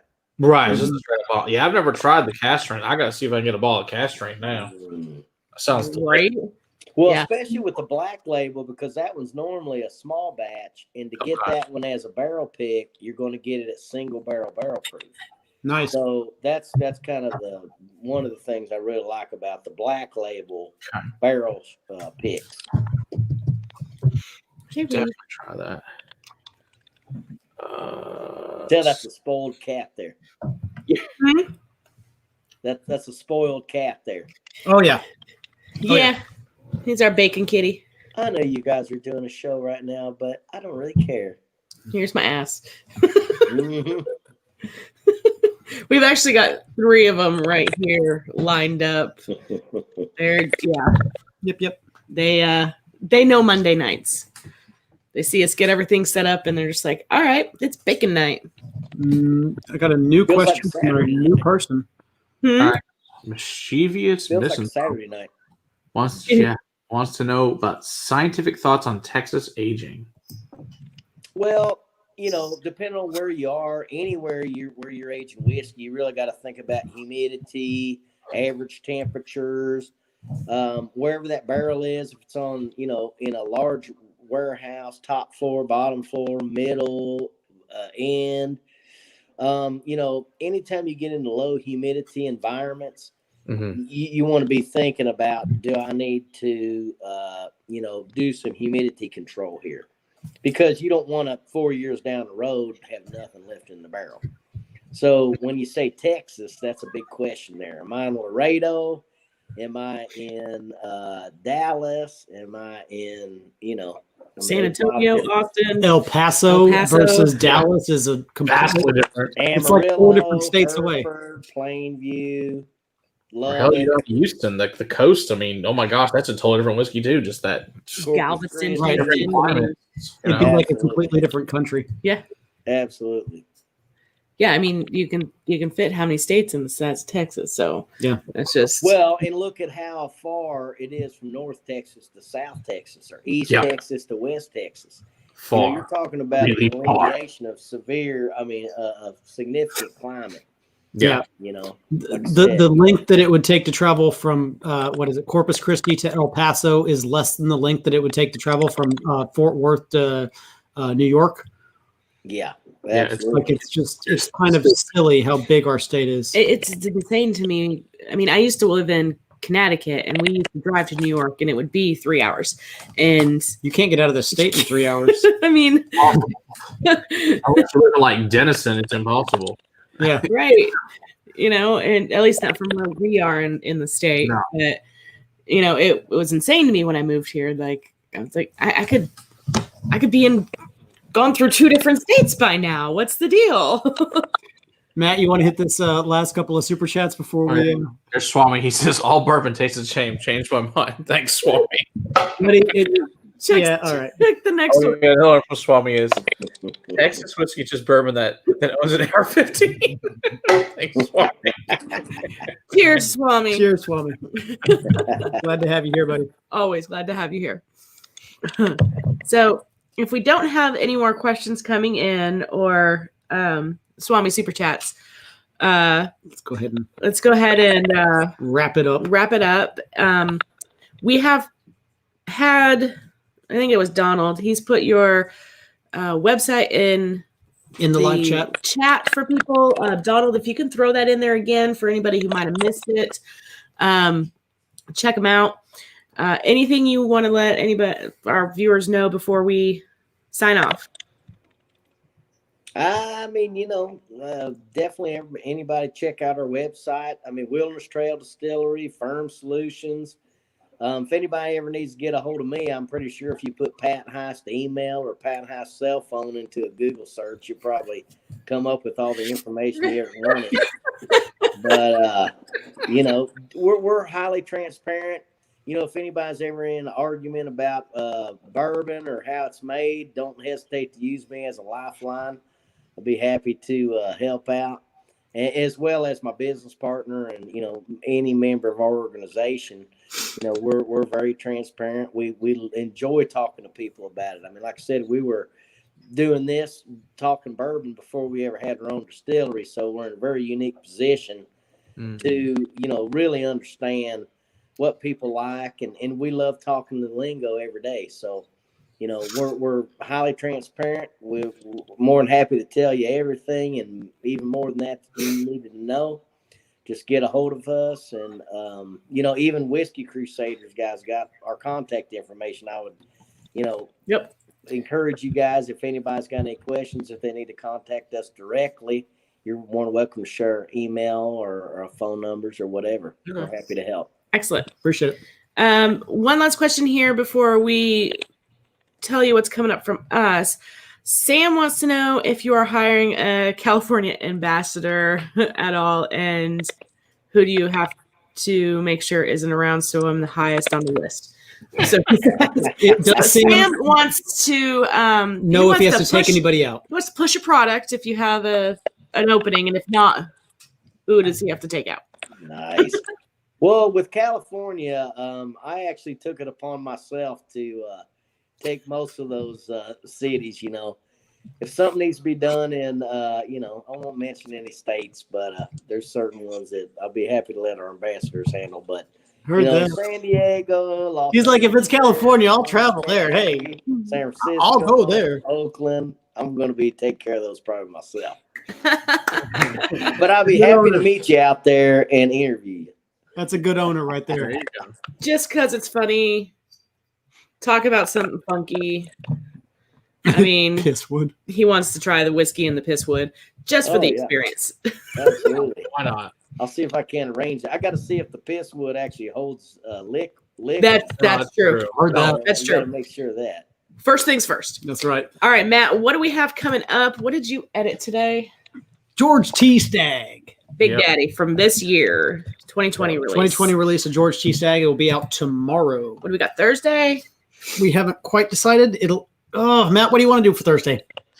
Well, it's 2 choices, everybody. Do you guys want the new Boss Hog, or do you guys want the Van Winkle 13 year? That's the real question. Van Winkle 13-year rye or the new Boss Hog rye? Let's just say first answer gets it. It'll be a rye. That's right. Rock and Rye. Well, Eric actually did just send us the Rock and Rye. I did not. I did not show those on camera. We did get a couple bottles from Eric. Doing another live stream. Hang on just a second. I'll go grab them real quick. Yeah. John wants both. You'll get them Not- both. One will be this week, and then one will be the next week. following Tuesday. They're both filmed. They're both filmed. So Sam says a pig. He wants a pig. He wants a pig. All right, Sam, you win. Whistle pig will be on Thursday. Yeah. Oh, good. That stuff's awesome. I like it. So Eric Evanson sent us a bottle of the Slow and Low Rock and Rye That's for us awesome. to try on our liqueur series, Matt. Cool. He wants to give me something that I'm not going to necessarily hate, apparently. And then we got this other one, which I've never heard of before. Ooh, Starlight. Cool. Starlight. I have had tried some samples. That was really good. I've never seen the bottle. Awesome. Thanks, Yeah. Eric. That's fantastic. So Yeah, those Huber's, came in the mail. Huber's is the real deal. They're in southern Indiana, right across the river from Louisville, Kentucky. Okay. So Hubert Starlight Distillery, they've got some great stuff. And Okay. I've heard a lot of great things about them. So I'm What not I've going heard- to spoil it for you, but I would have high expectations for that product. Heard Well, that. Dave, how's it going? Got We will Rare Beef 101 here. we'll get it in the lineup somewhere along the lines because we've got We got so many that we A just long reviewed line. yesterday. yeah. You know what? And we still need to get Rare Breed 101 on the show. I know he's agreed to. We just have to figure out a time. So a date. We Name did on- what, like 8 Turkey. yesterday, something like that. 10. So we've got a lot in the pipeline, and a lot more to come. Yeah. Yeah. Then Cheers, we everybody. might have us. Well, is that this week? What? Where's my calendar? Oh, the special one? We might have. We'll have another live stream before that. Yeah, we've got Whiskey Tornado. Next week, Lance from Whiskey Tornado is going to be here. Nice. My days are meshing together. Did you show Santa Claus, everybody, that Eric sent? At the beginning, Okay, I knew you sent it to me, but I didn't know if we showed it on the stream or not. Eric got a also little sent a bottle little cover. Santa Claus Little bottle cover. Little festive there. A little festivity. He's gonna sit back up there on the shelf. He'll be Until there. Endless Santa. Look, he's keeping the Stag Junior warm, Nice and warm. even though he's already nice and warm. That's right. Yeah, for real. But I think that's all we got going on, and hope everybody has a happy holiday. Mm-hmm. Can't Have a believe Merry that's Christmas, Friday. all that fun stuff on Friday, and I might stream an advent calendar maybe tomorrow again if my life isn't so shitty the last week's been. So it'll be great. I only have like It's possible. 8 or 9 of them to do, so it's going to be a long, fun stream. Yee. Heard that. Thank you, Eric. I went festive. Yeah. All right. Cheers, everybody. All right. Stick around. Dr. Pat, stay right where you are. Stick around. All right. Cheers, everybody. everybody. Happy holidays, and we will see you next Monday. All right. Merry Christmas and Happy New Year. Night.